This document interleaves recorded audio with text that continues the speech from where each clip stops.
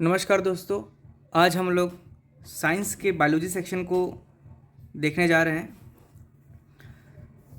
ये जो कंटेंट है ये आने वाले जितने भी चाहे पीएससी के एग्ज़ाम हो, व्यापम का एग्ज़ाम हो, रेलवे का हो, एसएससी का हो, सीएसबी का हो, पुलिस का हो या आर्मी का हो, सभी में ये बायोलॉजी का सेक्शन जो है मॉडरेट से लेकर के हाई लेवल तक मैं आप लोगों को बताने जा रहा हूँ। तो उम्मीद करता हूँ आप लोगों को वीडियो पसंद आएगा। तो आज हम देखते हैं महत्वपूर्ण शब्दावली। सर्वप्रथम देखते हैं शब्द एक हाइड्रो लिखा हुआ है। हाइड्रो शब्द का मतलब होता है पानी। जहाँ भी हाइड्रो शब्द दिखेगा वहाँ पानी है, मतलब समझ लीजिए आप। और फोबिया मतलब होता है डर। हाइड्रोफोबिया पानी से डर लगना। फोबिया मीन्स डर, हाइड्रो मीन्स पानी, पानी से डर, हाइड्रोफोबिया। हाइड्रोफोबिया क्यों होता है? हाइड्रोफोबिया रेबीज के कारण होता है। रेबीज कुत्ते के काटने से रेबीज होता है और रेबीज जो है रैबिडो वायरस से होता है। ओके, तो हाइड्रो शब्द से अपना एक पहला शब्द देख लिया हम लोगों ने, हाइड्रोफोबिया, जिसे पानी से डर होता है। दूसरा शब्द देखते हैं हम लोग, हाइड्रोफाइट्स। हाइड्रोफाइट्स मीन्स होता है, हाइड्रो मीन्स तो पानी होता है और फाइट्स मतलब होता है पौधे। तो ऐसे पौधे जो पानी में उगते हैं उसे बोलते हैं हाइड्रोफाइट्स। जो पानी में उगते हैं पौधे उसे बोलते हैं हाइड्रोफाइट्स। जलोद्भिद बोलते हैं जिसे हाइड्रोफाइट्स। एक टर्म होता है हाइड्रोपोनिक्स। हाइड्रोपोनिक्स मतलब होता है वह विधि जिसके द्वारा जल में पौधे उगाए जाते हैं। जिस एक प्रकार की विधि है जिसके द्वारा जल में पौधे को उगाया जाता है बिना मिट्टी की सहायता के, उसे बोलते हैं हाइड्रोपोनिक्स। जबकि हाइड्रोफाइट्स ऐसे पौधे जो पानी में उगते हैं, हाइड्रोफाइट्स, और ऐसे पौधे जिसे पानी में उगाया जाता है जो तकनीक को, उसे बोलते हैं हाइड्रोपोनिक्स। एक शब्द आता है हाइड्रो, देख लिया हम लोगों ने। अब अगला शब्द देख रहे हैं हाइग्रो। हाइग्रो मीन्स होता है आर्द्रा। हाइग्रो मीन्स होता है ह्यूमिडिटी, आर्द्रता।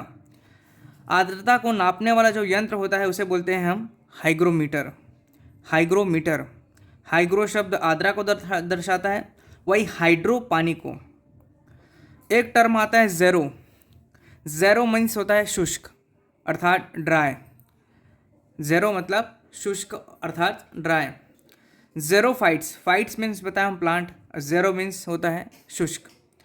तो शुष्क अर्थात मरुस्थल, मरुस्थल में उगने वाले पौधे को बोलते हैं ज़ेरोफाइट्स। फाइट्स मतलब प्लांट्स, ज़ेरो मतलब शुष्क। मरुस्थल में उगने वाले, शुष्क स्थान में उगने वाले जो पौधे होते हैं उसे बोलते हैं ज़ेरोफाइट्स। ज़ेरोफाइट्स के उदाहरण देख लेते हैं हम लोग, जैसे कि नागफनी हो गया, कैक्टस हो गया आदि। ज़ेरो शब्द के से जुड़ा हुआ एक और शब्द है ज़ेरोप्थेल्मिया। आई के अध्ययन को बोलते हैं आई के अध्ययन को ऑप्थेल्मिया बोलते हैं, और ज़ेरो को आपका शुष्क शब्द है। ऑप्थेल्मिया शब्द आँख से जुड़ा हुआ है। और ऑप्थोलॉजिस्ट वह डॉक्टर जो आँखों का विशेषज्ञ होता है। तो ज़ेरोप्थेल्मिया शब्द हम देख रहे हैं। ज़ेरो मीन्स होता है शुष्क, और आँखों में शुष्कतापन आ जाना, सूखा या ड्राई हो जाना आँखों का।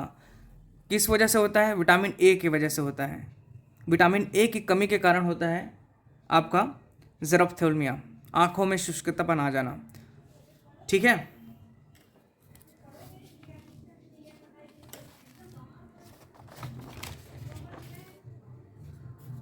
अगला शब्द हम देखते हैं एक और चीज़, विटामिन ए की कमी से रतौंधी, जिसे नाइट ब्लाइंडनेस बोलते हैं, वो भी ज़ेरोप्थेल्मिया रोग है। ओके, विटामिन ए की कमी से रतौंधी होता है और ज़ेरोप्थेल्मिया रोग होता है। दो प्रकार के रोग विटामिन ए की कमी से होते हैं, एक रतौंधी नाइट ब्लाइंडनेस और दूसरा होता है ज़ेरोप्थेल्मिया। तीसरा टर्म देख रहे हैं हम लोग, लैक्ट। लैक्ट मीन्स दूध, दूध मीन्स लैक्ट। लैक्टोज दूध में मिलने वाली शर्करा, दूध में मिलने वाली जो शर्करा होती है उसे बोलते हैं लैक्टोज। ओस, जहाँ भी दिख जाए हम लोगों को ओस, किसी भी शब्द के प्रीफिक्स में ओस अगर दिखाई दे, लास्ट में अगर ओ एसी शब्द जुड़ा है, किसी भी शब्द के अंत में ओ एसी रहेगा तो वह समझ लेना कि कार्बोहाइड्रेट है। Carbohydrate, sucrose, fructose, glucose, lactose, ये सभी चीज़ क्या है? कार्बोहाइड्रेट है। तो लैक्टोज क्या है? दूध में मिलने वाली जो शर्करा है, दूध में मिलने वाली जो कार्बोहाइड्रेट शर्करा है उसे ही बोलते हैं लैक्टोज। एक चीज़ और याद रखेंगे, यदि भी किसी भी शब्द के अंत में ए एस ई होगा तो वह शब्द एंजाइम कहलाएगा, जैसे कि एमाइलेस एंजाइम, काइनेस एंजाइम, है ना। तो ए ऐसे शब्द किसी शब्द के अंत में लगा हुआ है तो वह शब्द क्या कहलाएगा, एंजाइम। नेक्स्ट शब्द है प्रोलैक्टिन। लैक्ट मतलब होता है दूध, लैक्टोस मतलब दूध में पाए जाने वाली शर्करा, और प्रोलैक्टिन, प्रोलैक्टिन ये पीयूष ग्रंथि से निकलने वाला एक हार्मोन है। प्रोलैक्टिन दूध निर्माण करने वाला एक हार्मोन है प्रोलैक्टिन। ओके, नेक्स्ट टर्म देखते हैं लैक्टोबैसिलस। लैक्टोबैसिलस दूध से दही बनाने वाला जो बैक्टीरिया होता है उसे ही बोलते हैं हम लोग क्या, लैक्टोबैसिलस। लैक्टोबैसिलस एक प्रकार का क्या है, बैक्टीरिया है। दूध से दही बनता है, जब हम लोग 2-3 दिन रख देते हैं तो क्या बन जाता है, दही बन जाता है। तो उसमें बैक्टीरिया जो आ जाता है वो कौन सा बैक्टीरिया होता है, लैक्टोबैसिलस बैक्टीरिया होता है। नेक्स्ट टर्म देखते हैं कार्डियो। कार्डियो मीन्स क्या होता है देखते हैं। कार्डियो हार्ट से संबंधित है, हृदय से संबंधित है कार्डियो। एंड कार्डियोलॉजिस्ट क्या होता है, cardiology study of heart, and cardiologist वह डॉक्टर जो हृदय से संबंधित विशेषज्ञ है। तो cardiology study of heart and the cardio term defines heart, हृदय। ईसीजी इलेक्ट्रोकार्डियोग्राम या इलेक्ट्रोकार्डियोग्राफ, हृदय की जो एक प्रकार की वेव्स को नापता है, ये है ना, वेव्स को नापता है, देखता है, जांचता है, उसे क्या बोलते हैं, ईसीजी। ये क्या PQRST फॉर्म में रहता है, जो स्केल बने रहते हैं इसमें ग्राफ बने रहते हैं वो PQRST वेव ग्राफ के नाम से भी जाना जाता है ईसीजी को। एक टर्म होता है EEG इलेक्ट्रोएन्सेफेलोग्राफ, ये मस्तिष्क का अध्ययन करने वाला एक यंत्र है। अगला शब्द है ऑर्निथो। ऑर्निथो पक्षी, ऑर्निथो क्या होता है, पक्षी से संबंधित है। Ornithology study of bird, ornithology शब्द का मतलब होता है study of bird. Ornithologist the person who study of bird, the person who study of bird is called ऑर्थोनोलॉजिस्ट। Bharat का बर्डमैन ऑफ इंडिया किसको बोलते हैं, Birdman of India, Birdman of India called Salim Ali.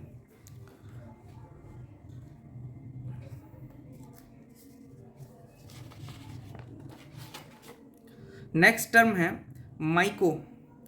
Micro, micro means होता है कवक, कवक अर्थात fungus, फफूंद। तो माइको मीन्स होता है फंगस, कवक या फफूंद। Mycology means study of fungus, fungus का अध्ययन करने वाले को क्या बोलते हैं, माइकोलॉजी। माइको मीन्स कवक, फंगस, फफूंद। माइकोराइजा वेरी इंपॉर्टेंट, एग्जाम में पूछता है माइकोराइजा क्या है, यह एक सहजीवन है। दिस इज अ सिम्बियोटिक, जड़ और कवक के बीच एक सहजीवन होता है, उसे क्या बोलते हैं, माइकोराइजा। वेरी इंपॉर्टेंट, एग्जाम में पूछता है जड़ और कवक के मध्य जो रहता है उसको बोलते हैं माइकोराइजा, एक सहजीवन है, दोनों साथ साथ जीवित रहते हैं। फाइको मीन्स देखते हैं नेक्स्ट टर्म फाइको।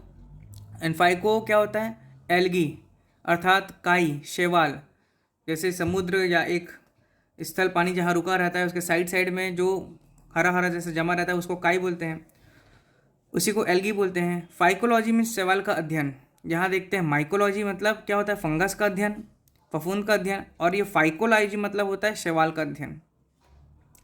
अगला शब्द है लाइकेन, वेरी इंपॉर्टेंट, एग्जाम में पूछता है लाइकेन के बारे में। लाइकन क्या है, तो लाइकन भी क्या है, कवक और शैवाल, ये कवक और ये शैवाल, ये दोनों के बीच क्या है, एक सहजीवन है। ओके, लाइकेन प्रदूषण का सूचक है, वेरी इंपॉर्टेंट बात है। लाइकेन क्या है, प्रदूषण का एक प्रकार का सूचक है ये, ठीक है। जहाँ ज़्यादा लाइकेन पाया जाएगा वहाँ अधिक प्रदूषण है। सल्फर, जहाँ जहाँ ज़्यादा सल्फर दिखाई देगा वहाँ पे लाइकेन अधिक होगा, याद रखिएगा। नोट, रोसेला लाइकेन से लिटमस पत्र बनता है, वेरी इंपॉर्टेंट। लिटमस पत्र आप सभी पढ़ चुके होंगे 11वीं 12वीं में, क्या होता है, जो साइंस के स्टूडेंट्स होगा वो जानते हैं। लिटमस पत्र वह पत्र है जिससे हम लोग अम्ल या क्षार किसी भी मतलब सॉल्यूशन को पता लगाते थे कि ये आपका एसिड है या बेस है, ये जानने के लिए हम लोग लिटमस पत्र का इस्तेमाल करते थे। अम्ल या क्षार पता लगाने के लिए लिटमस पत्र का हम लोग प्रयोग करते थे। अम्ल लिटमस पत्र को क्या कर देता था, नीला से लाल। याद रखेंगे, यदि किसी लिटमस पत्र का रंग नीला से यदि लाल हो जाता है तो वो क्या होता है, एसिड, लाल हो जाता है तो। और क्षार, यदि किसी लिटमस पत्र का रंग लाल से अगर नीला हो जाए तो वह क्या कहलाता है, क्षार। इसको याद करने का तरीका है कि लिटमस पत्र का रंग मतलब एसिड है कि नहीं जानने के लिए, तो एसिड जानने के लिए देखा जाए तो एक ट्रिक है अनीला, मीन्स एसिड, अ से एसिड और नीला से क्या कर दे, लाल, अनीला। जबकि क्षार देखा जाए तो क्या बन जाता है, छलीना, मतलब छाल लाल से नीला बन जाएगा, छलीना। ओके,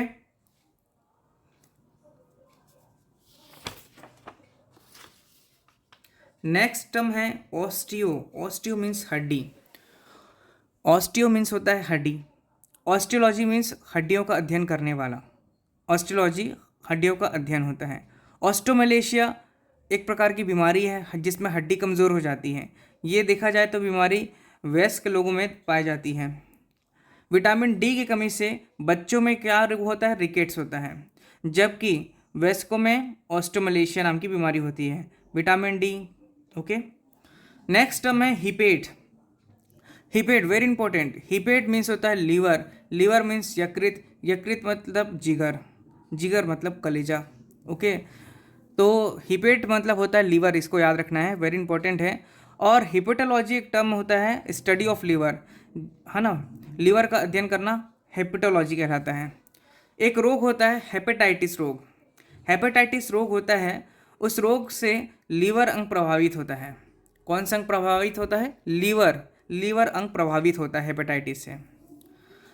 अब कुछ महत्वपूर्ण बात और है, मानव शरीर की सबसे बड़ी ग्रंथि कौन सी है, तो याद रखेंगे मानव शरीर की सबसे बड़ी ग्रंथि होती है आपकी लीवर। लीवर ही मानव शरीर की सबसे बड़ी ग्रंथि होती है। मानव शरीर का सबसे बड़ा अंग कौन सा है, तो स्किन। पूरा शरीर स्किन दिखता है, सबसे बड़ा अंग कौन सा है, skin. Liver has a regeneration power. पुनरुद्भवन की शक्ति किसके पास है, केवल लीवर के पास है। और neuron has no regeneration power. Neuron के पास कोई भी रीजनरेशन, पुनरुद्भवन शक्ति नहीं है। ओके,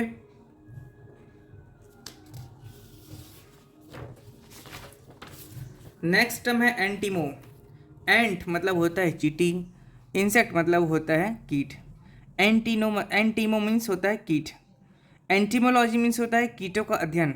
एंटीमोलॉजी कीटों का अध्ययन। परीक्षा में पूछता है एंटोमोलॉजी क्या होता है, तो वो कीटों का अध्ययन कहलाता है। अगला शब्द है ल्यूको। ल्यूको मीन्स होता है वाइट। ल्यूको मतलब होता है वाइट, वेरी इंपॉर्टेंट है। ल्यूकोसाइट्स मीन्स होता है WBC, white blood corpuscles. Leucocytes means होता है WBC, वाइट ब्लड कार्पल्स। एक शब्द और आता है लुकेमिया। मीन्स इसमें देखा जाए तो क्या होता है, WBC की अनियंत्रित, अनकंट्रोल वृद्धि हो जाती है WBC की, जिससे रक्त कैंसर होता है, उसे ही बोलते हैं ल्यूकेमिया। तो शब्द यहाँ पे ल्यू दिख रहा है, ये भी क्या है, वाइट को दर्शा रहा है। ल्यूकोसाइट्स मतलब WBC। ओके, WBC के अनियंत्रित वृद्धि होने से ल्यूकेमिया रोग हो जाता है। ल्यूकेमिया रोग से ही क्या होता है, रक्त कैंसर। अब अगला शब्द है कार्यो। कार्यो शब्द मीन्स वेरी लो टेम्परेचर, अति न्यून ताप। कार्यो शब्द मतलब वेरी लो टेम्परेचर, अति न्यून ताप। ठीक, एक होता है पायरो, PYRO, वो अत्यधिक ताप को दर्शाता है, तो उसको भी आगे देखेंगे। तो यहाँ पे क्रायो देख रहे हैं, क्रायो वेरी लो टेम्परेचर, अति न्यून ताप। क्रायोजेनिक वह इंजन जो अति न्यून ताप पर कार्य करे, ऐसा इंजन जो वेरी लो टेम्परेचर पे काम करता है उसे बोलते हैं क्रायोजेनिक इंजन्स। एक इम्पॉर्टेंट बात है यहाँ पर, वर्तमान में अभी कुछ समय पहले 14 जुलाई 2023 को हमारे भारत देश द्वारा, इसरो द्वारा चंद्रयान 3 का प्रक्षेपण किया गया था, जिसे किसके द्वारा किया गया था, LV-M3M4 रॉकेट बाहुबली से लॉन्च किया गया था। इसमें जो क्रायोजेनिक इंजन यूज़ हुआ था वह C-25 था। कौन सा इंजन, क्रायोजेनिक इंजन, वो C-25 था, अर्थात ये वेरी लो टेम्परेचर वाला इंजन था। नेक्स्ट एक और इम्पॉर्टेंट बात है, वर्तमान में हमारा एक सौर मिशन भारत द्वारा अभी 2 सितंबर 2023 को लॉन्च किया गया था, आदित्य L1, जिसे PSLV PSLV C57 के द्वारा लॉन्च किया गया था। PSLV C57, ये PSLV C57 के द्वारा लॉन्च किया गया था और इसे C25 के द्वारा लॉन्च किया गया था चंद्रयान 3 को। और ये आदित्य 2 सितंबर 2023 को लॉन्च किया गया Aditya L1, very important date. जबकि चंद्रयान 3 14 जुलाई 2023 को लॉन्च किया गया था।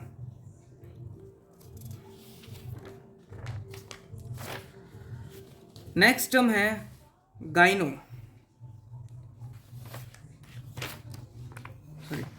नेक्स्ट टर्म है क्रायोनॉजिक। नहीं, क्रायोनॉजिक इंजन में जो फ्यूल यूज़ होता है, एक चीज़ और इम्पोर्टेंट बात थी जिसे मैं यहाँ पे स्किप कर गया था, फिर से आपको बता रहा हूँ। तो क्रायोजेनिक इंजन में जो फ्यूल यूज़ होता है वो लिक्विड फॉर्म में रहता है, liquid hydrogen, liquid oxygen use होता है। जैसे कि मैं बताया था, क्रायो मीन्स अति न्यून ताप, वैसे ही एक पायरो होता है। पायरो मीन्स होता है अत्यधिक तापमान। इसको याद करने के लिए मम्मी का पारा हमेशा बढ़ा हुआ रहता है, मम्मी का पारा हमेशा बढ़ा हुआ रहता है। पायरो, पायरोमीटर देखा जाए तो बहुत अधिक तापमान नापने हेतु एक यंत्र है, बहुत अधिक तापमान को नापने हेतु एक यंत्र जिसे बोलते हैं पायरोमीटर। पायरेक्स ग्लास हम लोग पढ़े हैं लेबोरेटरी में, मतलब हम लोग यूज़ किए 11th-12th में, जब लैब जाते थे तो लेबोरेटरी में जो यूज़ होने वाला एक ग्लास होता था जो कि पायरेक्स ग्लास ही होता था, क्योंकि ये बहुत ही ज़्यादा अधिक तापमान को सहन कर सकता था। इस ग्लास में थर्मल एक्सपेंड की बहुत कम होता था, थर्मल एक्सपेंड। नेक्स्ट टर्म है एंड्रो। एंड्रो मीन्स होता है पुरुष, पुरुष मेल या डोपा। एंड्रो मीन्स पुरुष मेल या डोपा। टर्म एंड्रॉयड कौन नहीं जानता, आजकल सबके पास एंड्रॉयड फ़ोन है। एंड्रॉयड मीन्स होता है जो सॉफ्टवेयर पुरुष की तरह कार्य करे वह एंड्रॉयड कहलाता है। जो सॉफ्टवेयर पुरुष की तरह कार्य करे वह एंड्रॉयड कहलाता है। एंड्रो शब्द से, एंड्रो मतलब पुरुष, पुरुष शब्द से बन गया क्या, एंड्रॉयड। जो सॉफ्टवेयर पुरुष की तरह कार्य करे वो एंड्रॉयड कहलाता है। एंड्रोजन ये एक हार्मोन है। एंड्रोजन क्या है, एक प्रकार का हार्मोन है। ये हार्मोन जो पुरुष में पाया जाता है और एक प्रकार का ये सेक्सुअल हार्मोन है तथा इससे ही टेस्टोस्टेरोन हार्मोन की संज्ञा दी गई है। Androgen is also known as testosterone hormone. Androgen hormone is also called testosterone hormone. Androecium पौधे में फूल में जो मेल जनन अंग होता है, हिंदी में इसे पुमंग कहते हैं, वही एंड्रोसियम कहलाता है। ओके, तो ये आपका एंड्रो टर्म से संबंधित चीज़ें थी। एंड्रो मीन्स पुरुष, एंड्रॉयड मीन्स जो सॉफ्टवेयर पुरुष की तरह कार्य करें। एंड्रोजन एक प्रकार का हार्मोन है जो कि मेल सेक्स हार्मोन है, इसे ही टेस्टोस्टेरोन हार्मोन भी कहते हैं। और एंड्रोशियम जो होता है वो पौधा में जो फूल में जो मेल जनन अंग होता है उसे एंड्रोशियम या पुमंग कहते हैं। अगला शब्द देखते हैं हम लोग गाइनो। गाइनो मीन्स महिला, महिला को दर्शाता है और ये डोपी को समझाता है। डोपी गाइनो, डोकी नहीं कर देना, ये डोपी या महिला फीमेल गाइनो। गाइनोकोलॉजिस्ट स्त्री रोग विज्ञान का अध्ययन करने वाले को गाइनोकोलॉजिस्ट कहते हैं। गाइनोशियम फूल मादा का जनन अंग। एंड्रोसियम हम देखे हैं वह पुरुष, मेल में जो पुरुष जनन अंग होता है उसे ही हम लोग क्या बोलते हैं, एंड्रोसियम। वही मादा फूल का मादा जनन अंग को बोलते हैं जायांग, हिंदी में जायांग बोलते हैं और इंग्लिश में गाइनोशियम बोलते हैं। अगला शब्द है राइनो। राइनो शब्द नाक को दर्शाता है, नाक, नोज, राइनो। राइनो वायरस हर कोई जानता है और जो नहीं जानता है इसे देखिए, क्योंकि जुकाम जो हमें सर्दी होता है उसके लिए जो जिम्मेदार वायरस होता है उसको बोलते हैं राइनो वायरस। जो हम लोगों को सर्दी आ जाता है ना, जुकाम होता है, उसमें जो वायरस रहता है उसको बोलते हैं राइनो वायरस। एक होता है राइनोसोरस, एक सींग वाला गेंडा। कहाँ मिलता है, असम में मिलता है राइनोसोरस, एक सींग वाला गेंडा। इसकी जो नाक ही है वह हड्डी सींग के रूप ले ली है, जो इसका नाक ही है, नाक वह सींग जैसे बन गया है। ओके, तो राइनोसोरस का एक सींग वाला गेंडा जो मिलता है कहाँ, असम में, और इसकी नाक की जो हड्डी, नाक की जो हड्डी वह सींग बन गई है। ऑप्थेल्म आँख, ऑप्थेल्म शब्द जो है वो आँख को दर्शाता है। ऑप्थोमोलॉजी मीन्स स्टडी ऑफ आई, आँख का अध्ययन करना ऑप्थोमोलॉजी कहलाता है। और हम लोग पढ़ चुके हैं विटामिन ए की कमी से होने वाला रोग ज़ेरोप्थेल्मिया, आँख का सूख जाना, ज़ेरोप्थेल्मिया शब्द। सिसिमो, सिसिमो मीन्स होता है कंपन या वाइब्रेशन, सिसु मीन्स कंपन या वाइब्रेशन। सिस्मोग्राफ होता है भूकंप की तीव्रता मापने हेतु एक यंत्र, भूकंप की तीव्रता मापने हेतु एक यंत्र होते हैं, उसे बोलते हैं सिस्मोग्राफ। भूकंप की जिस जगह उत्पत्ति होती है उसे याद रखना, एग्जाम में पूछता है। भूकंप जिस जगह उत्पत्ति होती है उसे बोलते हैं फोकस। क्या बोलते हैं? फोकस। वहीं जहां भूकंप पहली बार महसूस होता है, देखिए महसूस होता है, उसे हम बोलते हैं एपी सेंटर। इंपॉर्टेंट है, एपी सेंटर। जबकि भूकंप की उत्पत्ति को बोलते हैं फोकस, और जहां पे पहली बार भूकंप महसूस होता है, पता चलता है, उसे बोलते हैं एपी सेंटर।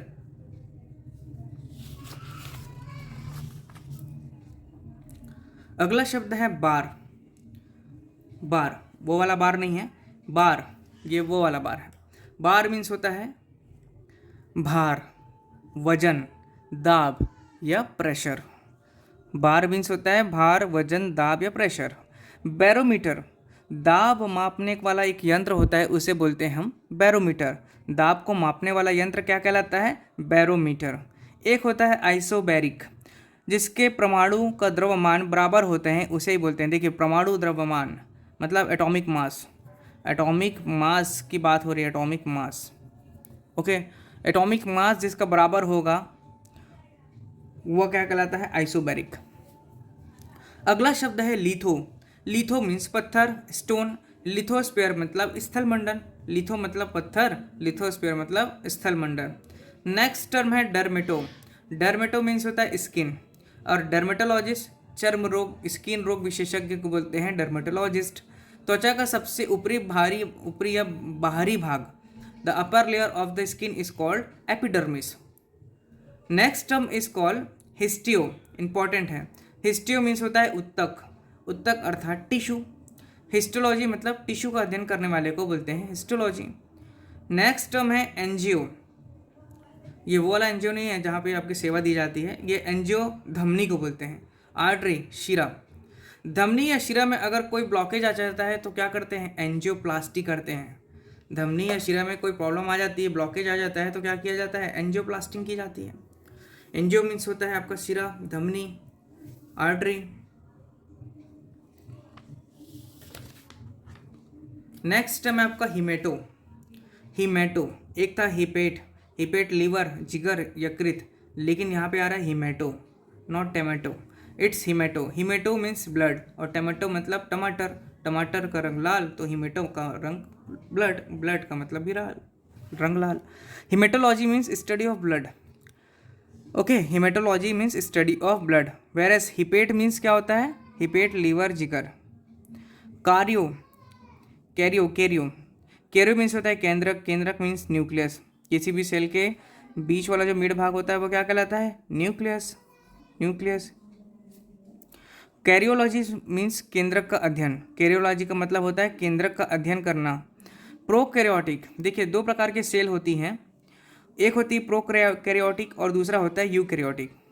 तो प्रोकैरियोटिक सेल ऐसी कोशिका जिसमें केंद्रक नहीं पाया जाता, मतलब केंद्रक विहीन होते हैं, इसमें क्या होता है? न्यूक्लियस नहीं पाया जाता है, उसे बोलते हैं प्रोकैरियोटिक। अगला शब्द है था, देखे थे हम लोग, यूकैरियोटिक। ऐसी कोशिका जिसमें केंद्रक होता है, मीन्स न्यूक्लियस जिसमें मिलता है, उसे बोलते हैं हम क्या? यूकैरियोटिक।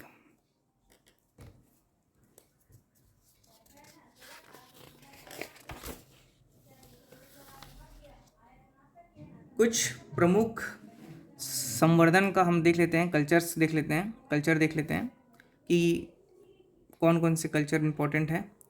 सेरीकल्चर। सेरीकल्चर, रेशम कीट का पालन। रेशम की साड़ी मतलब सेरी मीन्स साड़ी, रेशम की साड़ी, रेशम की मतलब रेशम की साड़ी मतलब रेशम कीट पालन का सेरीकल्चर कहते हैं। ओलेरी कल्चर। ओलेरी कल्चर मतलब होता है सब्जी पालन करना, मतलब ओलेरी सब्जी, ओलेरी सब्जी, सब्जी पालन करना, ओलेरी कल्चर। ओलेरी को याद रखिएगा। Floriculture. फ्लोरी मतलब फ्लावर दिख रहा है इसमें, फूलों की खेती को बोलते हैं फ्लोरिकल्चर। पीसी मतलब होता है फिशी, फिश, फिशी, पीसी, मछली पालन, पीसी कल्चर मछली पालन। अगला है आपका सिल्वी कल्चर। सिल्वी वनों की खेती। सेरी साड़ी, रेशम की साड़ी, ओलेरी सब्जी, फ्लावर फ्लोरी, पीसी मतलब फिशी फिश, सिल्वी वनों की खेती। वर्मी कल्चर देख लेते हैं, तो वर्मी कंपोस्ट, मतलब जैविक खाद देख लेते हैं एक प्रकार से, है ना। तो वर्मी कंपोस्ट आपका क्या, केंचुओं की खेती है। केंचुओं की खेती आपका खाद बनाया जाता है, इसमें केंचुए वगैरह रहते हैं, है ना।